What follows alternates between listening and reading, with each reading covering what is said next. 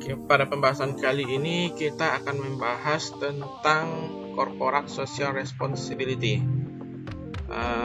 Mungkin saya tidak menjabarkan secara keseluruhan, kita hanya melihat poin-poin saja, karena penggunaan CSR ini harus melalui mekanisme analisis konten. Kita harus melihat isi-isi kontennya seperti apa. Nah, di sini kita akan bahas dulu fee dari atau laporan biaya yang dikeluarkan oleh perusahaan yang berkaitan dengan CSR, Corporate Social Responsibility. Itu merupakan tanggung jawab sosial perusahaan yang memang harus dilakukan oleh perusahaan berbentuk PT dan apalagi yang sudah terdaftar di Bursa Efek Indonesia.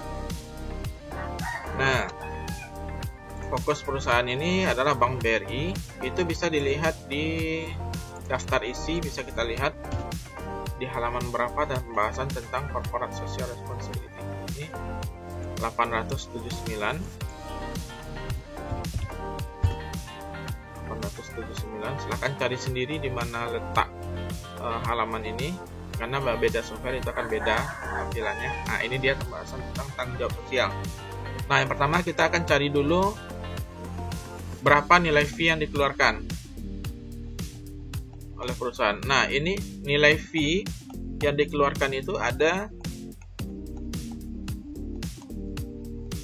setiap biaya yang dikeluarkan itu. Ini bukan biaya, ini makanya di sini harus menggunakan analisis konten, harus dipahami semua konten-kontennya.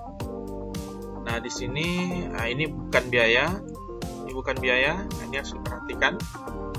Nah, kemudian di sini ini bukan biaya, ini hanya melaporkan bahwa ini wanita sebanyak 38.000 orang, pria 1.000 orang yang terkena CSR-nya.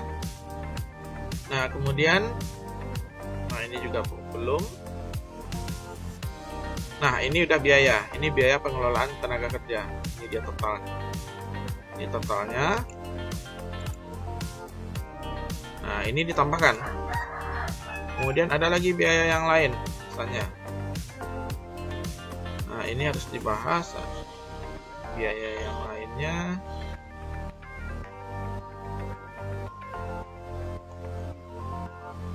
Nah, ini juga ada biaya yang dikeluarkan. Ini juga harus ditambahkan. Penyaluran dana untuk program BRI Peduli. Nah, ini juga biayanya juga harus dikeluarkan. Juga harus ditambahkan maksudnya. Nah, kemudian ada biaya-biaya tanggap darurat, longsor seperti ini juga harus ditambahkan dalam membahas tentang fee CSR. Artinya semua biaya tersebut harus dibahas, harus ditambahkan.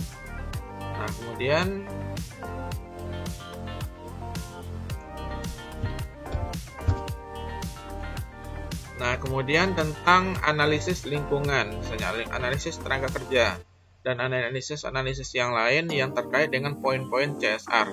Dan ini harus ada pembahasannya di sini. Di tanggung jawab sosial seperti ini, dan ini harus menggunakan analisis konten. Nah, di sini misalnya tentang lingkungan, kita bahas tentang lingkungan, ini harus dibahas. Nah, ini terhadap lingkungan ada poin 1, apalagi menggunakan indeks GRI. Indeks GRI itu ada sekitar, kalau yang terakhir itu sekitar 88 pernyataan. Mungkin bisa jadi besok-besok ini nambah, karena dia indeks GRI itu dia berkembang terus. Nah, tergantung dari mana yang kita pakai nantinya.